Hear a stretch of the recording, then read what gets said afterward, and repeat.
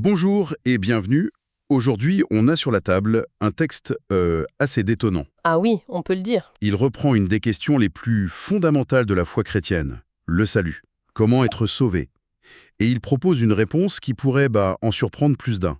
C'est un sermon, c'est ça? Oui, un sermon qui part d'un passage de l'Exode pour poser une question assez provocatrice. En gros, est-ce que la foi dans le sang de Christ versé sur la croix, c'est suffisant?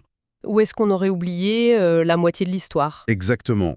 Notre mission aujourd'hui, c'est de décomposer cet argument théologique qui est très particulier. C'est un argument qui prend vraiment le contre-pied de beaucoup d'enseignements, on va dire, traditionnels.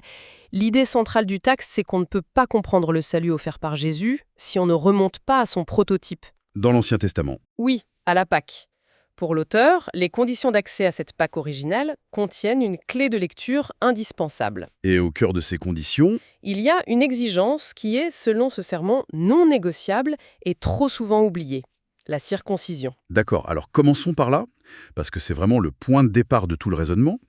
La source nous plonge dans le livre de l'Exode au chapitre 12. Le moment des instructions pour la Pâque, juste avant la sortie d'Égypte. Et le texte insiste sur un point, tout le monde ne pouvait pas y participer. Il y avait des règles très, très strictes. Exactement. Le verset qui sert de fondation à tout l'argumentaire, c'est Exode 12, 48. Il est très direct. Qu'est-ce qu'il dit? Si un étranger en séjour chez toi veut faire la Pâque de l'Éternel, tout mâle de sa maison devra être circoncis. Et ça se termine par « Aucun incirconcis n'en mangera Le message est sans ambiguïté. Pas de circoncision, pas de Pâques. ». C'est ça. Mais on pourrait voir ça comme une simple règle culturelle, non? Une marque d'appartenance au peuple hébreu. Pourquoi ce sermon en particulier lui donne un poids théologique aussi énorme, au point d'en faire une condition de salut? C'est toute la question. Pour l'auteur, ce n'est absolument pas un simple marqueur culturel. Le texte la présente comme le signe physique, la cicatrice visible de l'alliance entre Dieu et Abraham. La preuve d'appartenance? C'est la preuve d'appartenance au peuple de Dieu. C'est en quelque sorte le passeport qui donne le droit d'entrer dans le territoire du salut. Et sans ce passeport? Sans ce passeport, la sentence est radicale. Le texte cite la Genèse.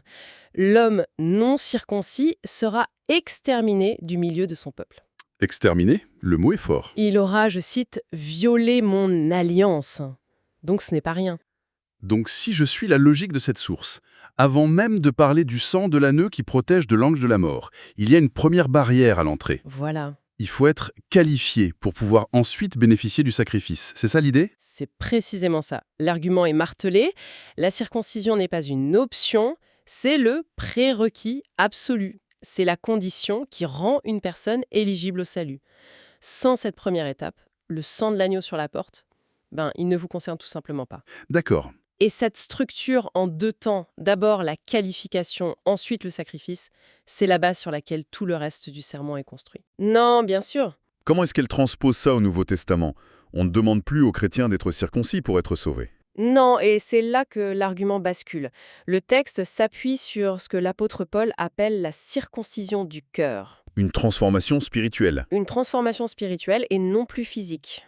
Donc la grande question que pose l'auteur, c'est quel est l'équivalent, le pendant exact de cette circoncision physique dans la Nouvelle Alliance? Quelle est l'étape qui nous qualifie pour le salut en Christ? Voilà.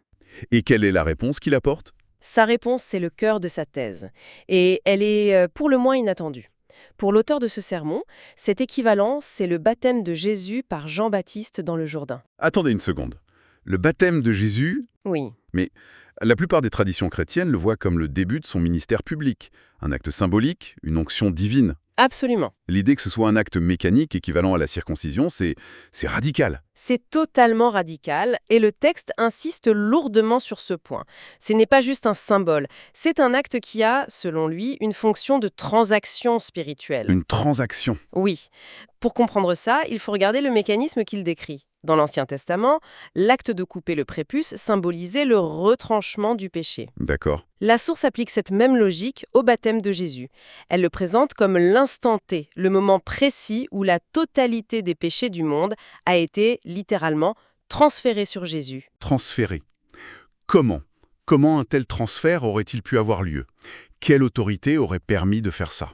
Et c'est là qu'intervient le deuxième personnage clé de cette théorie, Jean-Baptiste. Dans ce sermon, il n'est pas juste un prophète qui passait par là.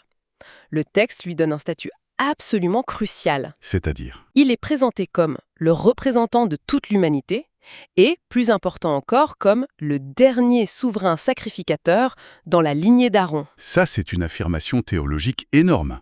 Ah oui, Présenter Jean-Baptiste comme le souverain sacrificateur, ce n'est pas un point de doctrine qu'on entend tous les jours. non. C'est un point de doctrine très spécifique et, il faut le dire, controversé. Mais il est absolument central pour la logique du texte. Dans l'Ancien Testament, le jour des expiations, c'est le souverain sacrificateur qui imposait les mains sur le bouc émissaire. Pour y transférer les péchés du peuple, oui. Exactement. Le serment affirme que Jean-Baptiste, en tant que dernier héritier de cette fonction et représentant de l'humanité, a accompli ce même acte, mais à l'échelle du monde entier, en imposant les mains sur Jésus pour le baptiser. Et c'est cet acte qui constitue... La circoncision spirituelle pour la source. Donc, si je suis la logique du serment, le baptême est complètement redéfini. Ce n'est plus seulement le début du ministère de Jésus, Non. mais l'acte fondateur qui le charge de tous les péchés et qui, de ce fait, le qualifie pour être le sacrifice. Sans ça, la croix n'aurait pas de sens. Précisément. Selon cette logique, Jésus serait allé à la croix en tant qu'homme parfait, certes. Mais sans porter nos péchés. C'est ça. Le sacrifice n'aurait été que le martyre d'un innocent. Le baptême est donc présenté comme l'étape indispensable qui rend le sacrifice de la croix efficace. D'accord, cette idée du baptême comme transfert de péché, ça change complètement la donne. Quelle est la conséquence directe sur la vision traditionnelle de la croix qui est vue comme l'événement central et unique du salut? La conséquence est que la croix n'est plus l'événement unique, mais le deuxième acte d'un drame en deux parties. C'est le cœur de l'argument. Le sermon remet en question ce qu'il décrit comme la croyance chrétienne la plus répandue. Qui se focalise presque exclusivement sur le sang de la croix. Voilà. Et pour l'auteur, cette vision est dangereusement incomplète. Il utilise une image très forte. Croire uniquement au sang de la croix, c'est comme bâtir sa maison de foi sur le sable. Ce qui manque, c'est le premier acte. Si on suit la logique du texte, le salut est un processus avec deux piliers indissociables. D'accord. Le premier, c'est l'eau. Le baptême de Jésus, la circoncision spirituelle, où les péchés sont transférés sur lui. C'est l'étape qui le qualifie. Oui. Et le deuxième, c'est le sang, la crucifixion.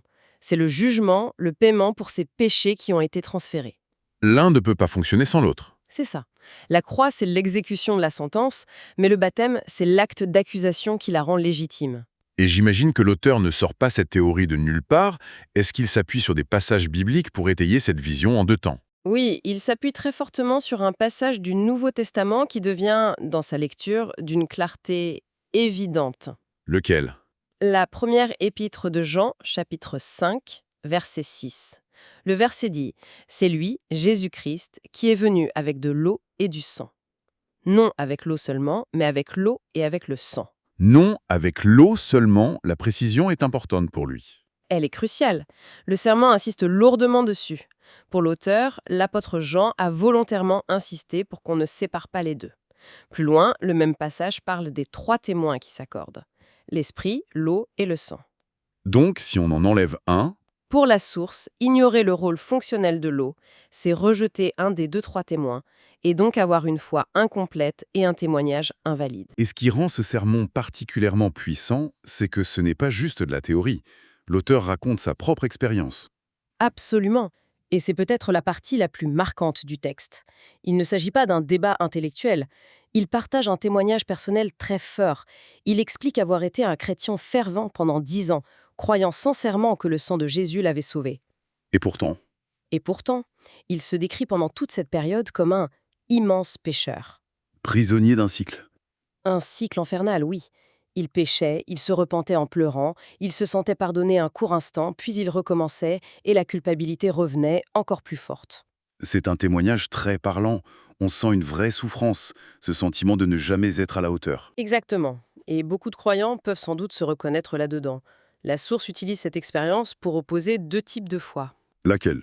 D'un côté, une foi culpabilisante, basée que sur la croix, qui oblige à demander pardon en permanence, et de l'autre, une foi qu'il décrit comme libératrice, basée sur l'eau et le sang. Et pour lui, le déclic, c'est quand il découvre ça. C'est ça. Le moment de sa véritable nouvelle naissance, ça n'a pas été quand il a cru à la croix, mais quand il a compris et cru que tous ses péchés passés, présents et futurs avaient déjà été transférés sur Jésus dans le Jourdain.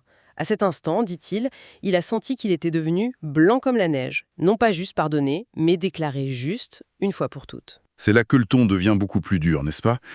La source ne se contente pas de proposer sa vision. Non, elle est très directe sur les conséquences de ne pas y adhérer, Il y a cette définition de l'hérétique qui est assez tranchée. très tranchée en effet. Le texte propose une définition surprenante. Pour lui, un hérétique, ce n'est pas quelqu'un qui rejette Jésus. Ah non, Non, c'est quelqu'un qui croit en Jésus, mais qui se considère toujours comme un pécheur. c'est un paradoxe. Comment peut-on être hérétique en se sentant pécheur? C'est souvent vu comme une marque d'humilité dans la foi. Dans la logique de la source, se voir encore pécheur après avoir cru en Jésus est une insulte à l'efficacité de son œuvre. C'est, selon l'auteur, nier que le baptême et la croix ont réellement et définitivement effacé les péchés.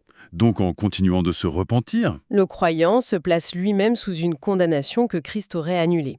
C'est une position qui, c'est vrai, ne laisse aucune place à la nuance. on voit bien que l'enjeu pour l'auteur est immense. Ce n'est pas une simple querelle de clocher. Bon, c'est la différence entre une foi qui maintient dans la culpabilité et une foi qui, selon lui, apporte une libération totale et une assurance parfaite. Pour résumer, la source qu'on a explorée aujourd'hui propose une relecture, on peut le dire, assez radicale de la théologie du salut. Oui. Elle avance que le salut ne repose pas sur un seul pilier, la croix, mais sur un processus en 2 étapes. Indissociable. Premièrement, le baptême de Jésus, qui est l'acte de transfert de tous les péchés du monde, la circoncision spirituelle. Et deuxièmement, la croix, qui est l'exécution du jugement pour ces mêmes péchés. La thèse centrale, c'est que ces 2 éléments, l'eau et le sang, sont inséparables. Tout à fait. De la même manière que la circoncision était un prérequis pour la Pâque, le baptême de Jésus est présenté ici comme le prérequis qui rend la croix efficace. Et ignorer ce rôle du baptême. Reviendrait, selon cette source, à posséder une foi incomplète, une foi qui, au final, ne libère pas vraiment du fardeau de la culpabilité. C'est une perspective qui déplace le centre de gravité de l'acte de salut, ou du moins qui le répartit sur 2 événements distincts. Distincts mais organiquement liés, et ça nous laisse avec une question fascinante qui dépasse ce seul texte. Allez-y. Le sermon présente Jean-Baptiste comme le représentant de l'humanité, celui qui, au nom de tous, accomplit un transfert global des péchés. Si le salut est initié par cet acte collectif, fait par une seule personne pour toutes les autres, Alors, quelle est la place et la nature exacte de l'acte de foi individuel et personnel? est-ce simplement l'acceptation d'un fait déjà accompli, ou y a-t-il autre chose en jeu? Une question à méditer.